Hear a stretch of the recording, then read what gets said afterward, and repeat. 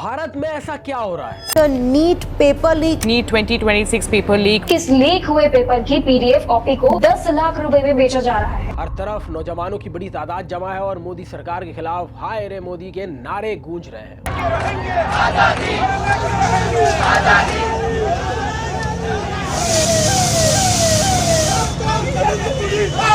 लाठी चलाओगे, बच्चे मर रहे हैं, परीक्षा के माता पिता मर रहे हैं, आपको नहीं शर्म आती? जब तक मोदी डरता है पुलिस को आगे करना।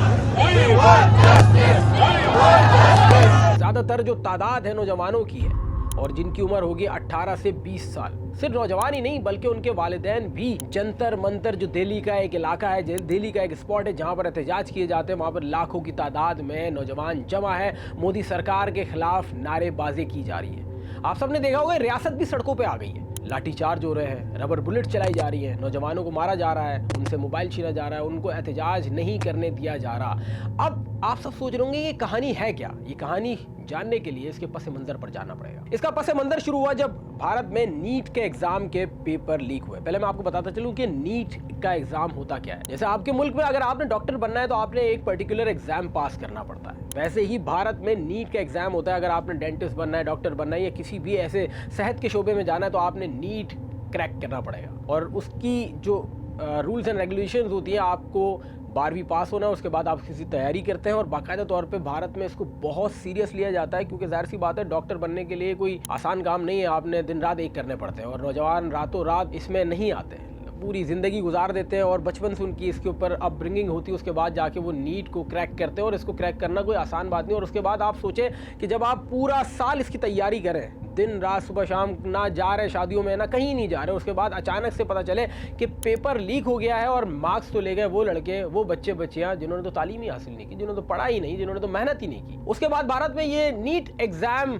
लीक होने के बाद नौजवानों ने खुदकुशियां करना शुरू की। तकरीबन मुताद्दिद ऐसे नौजवान थे जिन्होंने खुदकुशी की और बहुत सारे ऐसे नौजवान थे जिन्होंने सुसाइड अटेम्प्ट किया। फिर आहिस्ता आहिस्ता ये चीज़ जोर पकड़ना शुरू हुई। फिर चीफ जस्टिस ऑफ इंडिया ने एक रिमार्क्स दिए और इन नौजवानों को, जेनजीज को कॉकरोच से तशबीह दी। कहा ये तो सारे कॉकरोच है, ये जो बातें करते हैं इनके पास ना दिमाग है ना कुछ है, ये बैठे बैठे बस कुछ भी इनके दिमाग में ऑल फॉल आइडियाज़ आते रहते हैं। और इसी तरह से अमेरिका में बैठे एक भारतीय स्टूडेंट जो वहाँ पर तालीम याफ्ता थे, अभिषेक दीपके ने एक मजाक किया एक्स अकाउंट पे और कहा कि चीफ जस्टिस ऑफ इंडिया ने नौजवानों को कॉकरोच से तशबीह दी है तो क्यों ना हम कॉकरोच पार्टी बनाए, कॉकरोच जनता पार्टी बनाए। और देखते देखते कॉकरोच जनता पार्टी ने जोर पकड़ना शुरू किया और अभिषेक दीपके ने भारत आने का फैसला किया। और भारत आते ही उन्होंने कहा कि मैं एक बड़ा एहतजाज कॉल दूंगा। और लोगों को लगा कि ये मजाक है, लेकिन जब ये एहतजाज कॉल दी गई तो उसके बाद हमने देखा कि दिल्ली, कोलकाता, मुंबई और इन तमाम मुकामात पे नौजवानों की तादाद जमा हुई और आहिस्ता आहिस्ता वो सब यकजुट हो गए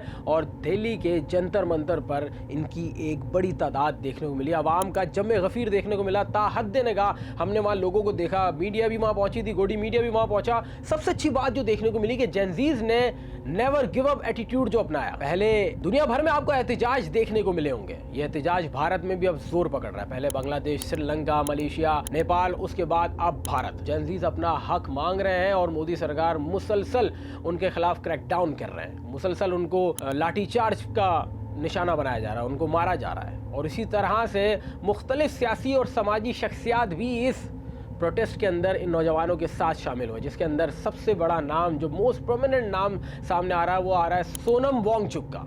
अब आप सोच रहे होंगे ये बंदा कौन है, तो मैं आपको बताते चलूँ कि एक किरदार जो आमिर खान ने 3 इडियट में निभाया था, फुनसुक वांगडू का, सोनम वांगचुक उनके बड़े भाई हैं। ये भारतीय साइंटिस्ट हैं, लद्दाख में ये पैदा हुए, वहीं इन्होंने तालीम हासिल की, लद्दाख में एक स्कूल चलाते हैं। उसके बाद उन्होंने ये प्रोटेस्ट ज्वाइन किया और अब आपको बताते चलूँ कि 22 दिन उन्होंने भूख हड़ताल की। और भूख हड़ताल इतनी खतरनाक थी कि डॉक्टर्स ने कह दिया था कि मजीद 2 दिन अगर वो भूख हड़ताल पर रहे तो उनके ऑर्गन्स खत्म हो जाएंगे, क्योंकि उनके बॉडी से मसल्स खत्म होना शुरू हो चुके थे। फिर जबरदस्ती दिल्ली सरकार ने सोनम वांगचुक को एहतजाज से सुबह सुबह उठाया, अस्पताल मुंतकिल किया और उनको जबरदस्ती खाना खिलाया। लेकिन अब यह एहतजाज जोर पकड़ रहा है, मुजाहिरीन की तादाद बढ़ती जा रही है, ऑपोजिशन भी वहाँ जमा हो रही है, क्योंकि वजह नौजवानों ने खुदकुशी की। मुतालबा सिर्फ यही है कि वज़ीर तालीम को बरतरफ किया जाए और जो मुल्ज़िमान हैं उनको कैफ़रे किरदार तक पहुँचाया जाए। अब आप ये देखें कि अगर आप एकजुट होकर सामने आए तो रियासत आपके सामने कहीं ना कहीं घुटने टेक ही देती है। सोचा जा रहा है, इस पर बात की जा रही है, यहाँ तक कि अभिषेक दीपके के ऊपर हमले भी करवाए गए। मोदी सरकार इस वक्त परेशान है कि करे तो करे क्या, जाए तो जाएगा। और सबसे ख़तरनाक बात वो ये है जिसके एजेंडे पे मोदी सरकार आई है कि मुसलमान और हिंदू एक साथ नहीं हो सकते। लेकिन इस एहतजाज में मुसलमान और हिंदू, यहाँ तक कि हमने ये भी मनाजिर देखे कि पंडित और मौलवी एक साथ बैठे हुए, एक नमाज पढ़ रहा है तो एक पूजा कर रहा है, क्योंकि मोदी सरकार का जो मंशूर है वो मुसलमान और हिंदू को लड़ाने के लिए, इससे ज़्यादा वो कुछ कर नहीं सकते और ये एजेंडा उनका ख़त्म होता जा रहा है। और देखते देखते ये एहतजाज बढ़ता जा रहा है। अब रियासत क्या करेगी? क्या अपने लोगों को मारेगी, उन पर गोलियाँ चलाएगी, या फिर घुटने टेक देगी? ये बात तो आपको माननी पड़ेगी कि अगर आवाम चाहे तो कुछ भी कर सकती है।